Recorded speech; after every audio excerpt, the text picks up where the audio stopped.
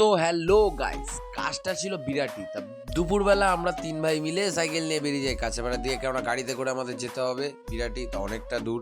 তা সেই জন্য আমরা দুপুরবেলা বেরিয়ে গাড়িতে উঠে চলে যাই সাই সাই করতে করতে কোথায়, বিরাটি। তো সেখানে পৌঁছে গিয়ে ও বিড়ি খাচ্ছে আর আমি চা খেতে যাবো, সেটার জন্য ওকে নিয়ে যাচ্ছিলাম। এই কী তাকাচ্ছিস, চা টাকা।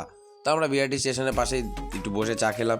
আমাদের পাশ থেকে ট্রেন চলে যাচ্ছিলো, ভয়ে আমরা উঠে দাঁড়িয়েছি যদি মেরে দেয়। তো সেখানে পৌঁছে গেলাম আমাদের লজের সামনে। সেই জায়গাটা কি সুন্দর সাইছিল, চলছিল দুটো বৌভাত। তো সেখানে আমরা পাশেরটায় গেছিলাম, আমরা ওইদিকেটা যেতে পারি না।